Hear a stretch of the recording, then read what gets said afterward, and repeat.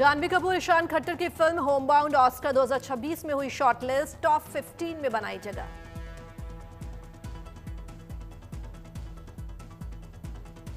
तभी लोग अपनी कुर्सी 98th अकेडमी अवार्ड्स में होमबाउंड हुई shortlist, best international feature film category के लिए किया गया शॉर्टलिस्ट। अपनी ज़बान, ये सभी तो घर है हमारा, अब इस सब कुछ ऑस्कर में शॉर्टलिस्ट होने पर करण जौहर ने जताई खुशी, लिखा मैं ये कैसे बताऊं कि होमबाउंड की जर्नी से मैं कितना प्राउड और खुश हूं।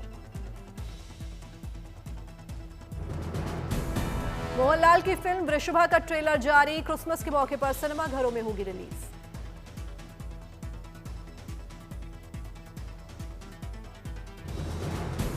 बॉक्स ऑफिस पर धुरंधर ने फिल्म पुष्पा 2 का नेट कलेक्शन का तोड़ा रिकॉर्ड। फिल्म धुरंधर ने देश में की 400 करोड़ से ज्यादा की कमाई।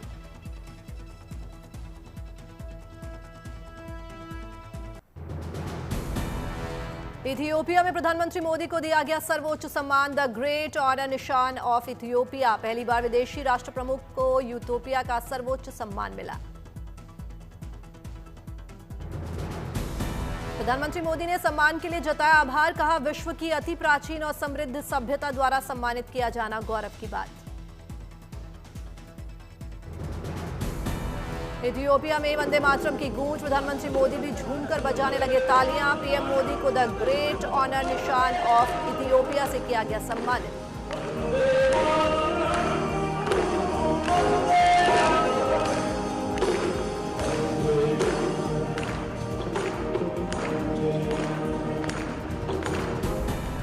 इथियोपियाई नेशनल पैलेस में संग्रहालय का प्रधानमंत्री मोदी ने किया दौरा। साइंस म्यूजियम में विज्ञान से जुड़ी रोचक तथ्यों के बारे में हुए रूबरू।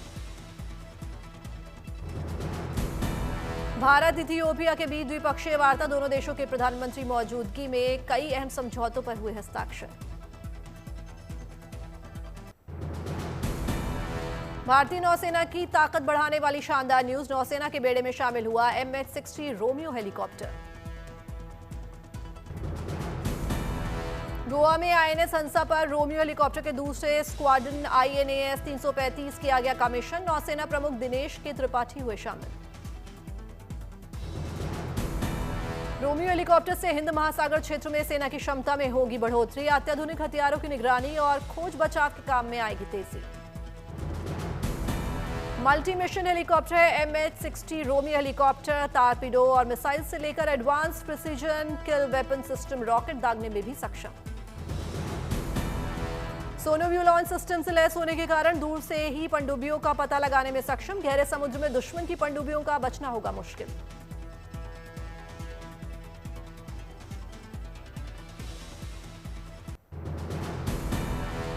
नए साल पर दिल्ली को मिलेगा सरकार का तोहफा। 1 जनवरी से दिल्ली में शुरू होगी भारत टैक्सी ऐप।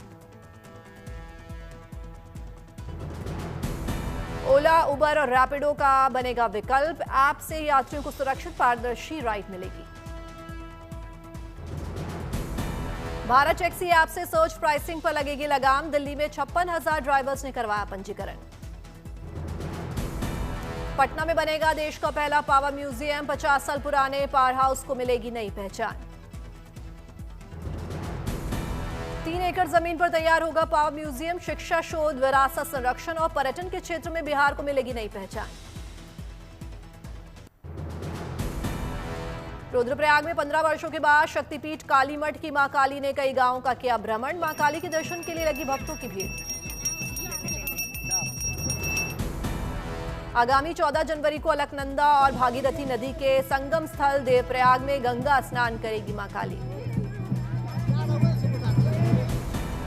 दिल्ली में 23वां ईवी एक्सपो का होगा आयोजन। 19 से 21 दिसंबर तक चलेगी ईवी एक्सपो। दुनिया भर की ऑटोमोटिव इनोवेशन किए जाएंगे प्रदर्शन। भारत मंडपम में होगा आयोजन। केंद्रीय मंत्री नितिन गडकरी समेत कई मंत्री भी होंगे शामिल। दिल्ली में बढ़ते प्रदूषण को लेकर सरकार का बड़ा ऐलान। रजिस्टर्ड कंस्ट्रक्शन मजदूरों को 10,000 का मुआवजा देगी सरकार।